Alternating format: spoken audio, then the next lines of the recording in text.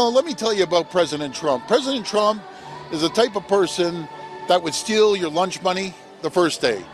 He'd steal the toque off your head the second day, and the third day he'd steal your running shoes. He is not to be trusted whatsoever. We need to stay united. It is clear that the current U.S. administration cannot be trusted. You just can't trust Trump. Even if an agreement had been signed, how long would it have lasted? Good afternoon, folks. I'm here to talk about Donald Trump's tariffs, Canada's response, and where this puts Manitoba. History will not be kind to Donald Trump, so we should never appease him. And we should fight back, which is what Canada is doing today. Canada just drew a hard line in the sand, and they aren't backing down. 3 of the country's most powerful leaders just unleashed a coordinated, gloves-off assault against Donald Trump. Doug Ford, David Eby, and Wab Kinew didn't mince words. Standing fully behind Mark Carney's walkout from trade talks, they torched the proposed deal and aimed straight at Trump himself. Ford warned that Trump is the type of bully who takes your lunch money, then demands your hat and shoes, a man nobody can trust. Eby took it further, calling Washington's playbook the textbook definition of an abusive relationship. Kinew drove the nail home. History will judge Trump harshly, and appeasement is dead on arrival. This is the new united front. Zero hesitation, zero polite diplomacy, and absolute backing for a ruthless hardline. If you want uncensored breakdowns like this, hit subscribe and turn on notifications so you never miss what happens next. I'm going to give the Prime Minister credit one more time. It's very complicated, folks. And, President Trump, he can't be trusted. Simple as that. He changes the deal. He keeps moving the goalpost. Let me tell you about President Trump. President Trump is the type of person that would steal your lunch money the first day. He'd steal the toque off your head the second day, and the third day he'd steal your running shoes. He is not to be trusted whatsoever. We need to stay united. As you've heard since last night around midnight, Donald Trump is putting tariffs on majority of the 338, 50% tariffs. We had a conversation with the Prime Minister all day yesterday, right up to probably quarter to 12, 11:45 when he called me to tell me the news. And I've always said we need to fight these tariffs, tariff to tariff, dollar to dollar. And I'm glad he didn't sign that deal because it was a bad deal. It was a bad deal for Ontario. It was a bad deal for the auto sector, the steel sector, and manufacturing sector. And we never started this fight, but I can assure you we're going to win this fight. We're going to be a united team Canada. We're going to use every single tool we have here in Ontario, and hopefully the rest of the premiers feel the same way. We have to use every tool in our toolbox to make sure, as Donald Trump is trying to inflict pain on every Canadian, that we inflict pain right back until he realizes that we're his number one customer in the world. And yes, they're our number one customer. But we have to make sure that we look at every single asset that we have, no matter if it's the critical minerals or if it's a steel or if it's a nickel, anything that we have here in Ontario, everything's on the table. But if you look at the numbers, folks, President Trump numbers are down. He ran on creating jobs.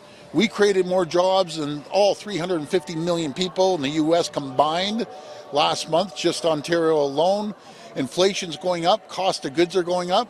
And I'll tell you the reason they're going up. Because he's attacking his closest ally, his number one customer.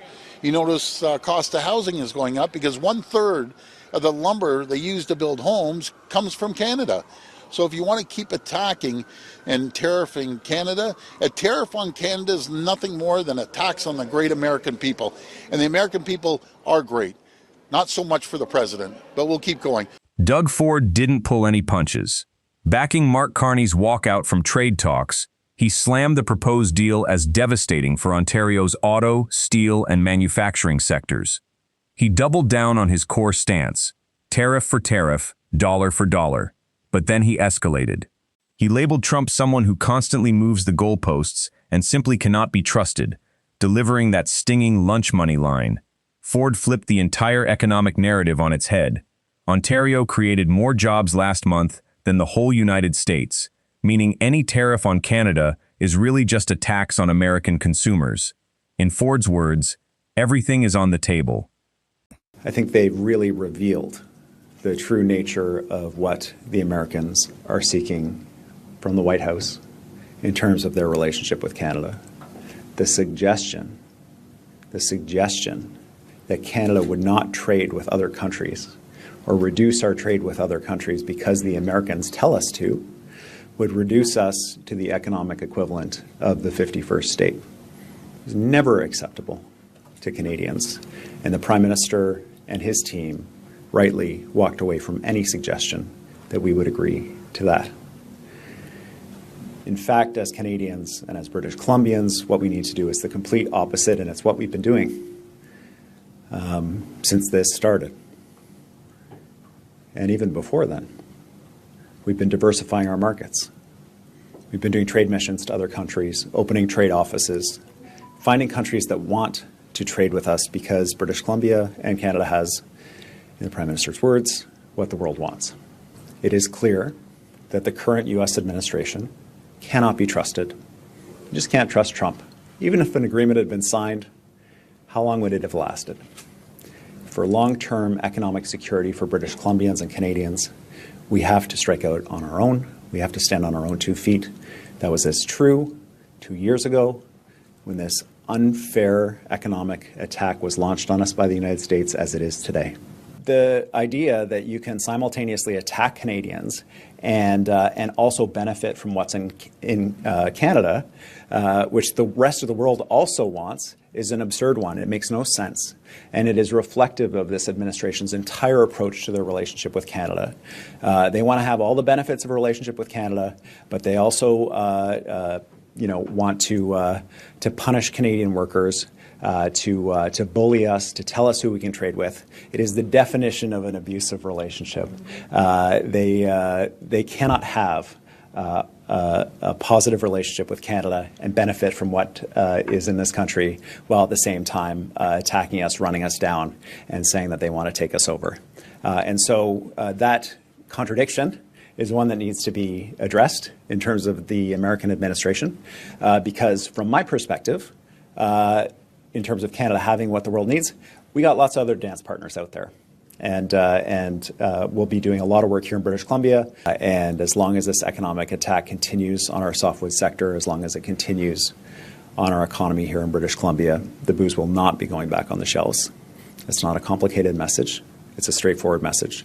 And I would like to see an outcome where our forest products have the same access to the U.S. market as EU forest products. Even Russian forest products have better access to the U.S. market right now than Canadian forest products. And in that environment, the idea that we would be stocking U.S. liquor is absurd. David Eby dropped the gloves with the most scathing attack yet. He warned that obeying Washington's demand to slash foreign trade would reduce Canada to little more than a 51st state. Carney was 100% right to walk away, Eby argued, posing the ultimate reality check. You cannot trust Trump. And even if a deal were signed, how long before he tears it up? He labeled the entire U.S. strategy the textbook definition of an abusive relationship, milking Canada for its resources while attacking its workers, bullying its leaders, and openly floating annexation. On softwood lumber, he drew a massive line in the sand. Until this economic war ends, American alcohol stays banned from British Columbia shelves. The most insulting part? Russian timber currently gets better access to U.S. markets than Canadian wood. Good afternoon, folks. I'm here to talk about Donald Trump's tariffs, Canada's response, and where this puts Manitoba. History will not be kind to Donald Trump, so we should never appease him. And we should fight back, which is what Canada is doing today.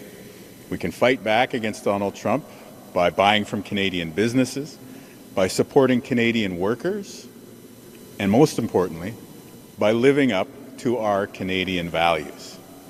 Workers in Manitoba are at the center of this.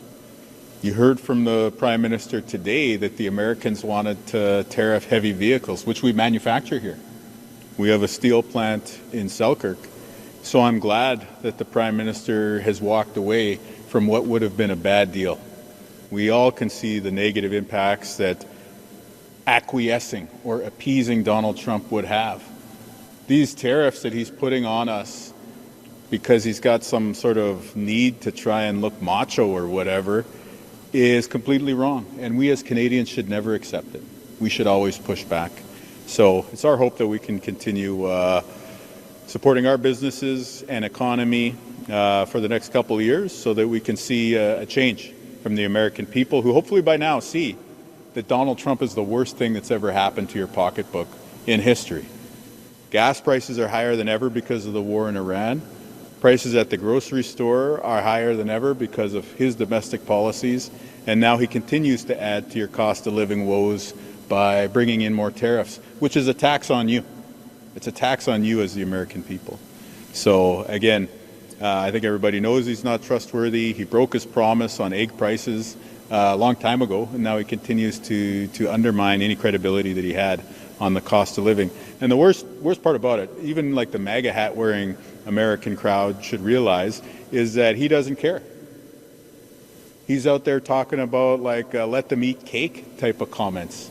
He's not in touch. He doesn't care about the American people and the cost of living. He only cares about making his family richer.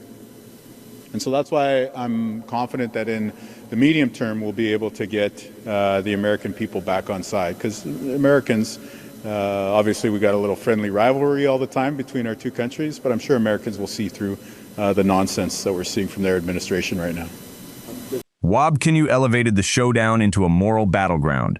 History will judge Donald Trump harshly, and Canada must never bend the knee. He backed Carney's decision to walk away from a disastrous deal that would have gutted Manitoba's heavy vehicle and steel manufacturing. Kinew called out the tariffs for what they really are: insecure posturing to look tough. He turned the economic heat right back on ordinary Americans, crushed by skyrocketing gas, surging grocery bills, and new tariffs serving as an extra tax on their wallets. He tore into that let them eat cake mindset, warning working-class voters that Trump doesn't care about their bills, only about enriching his own inner circle. His ultimate verdict?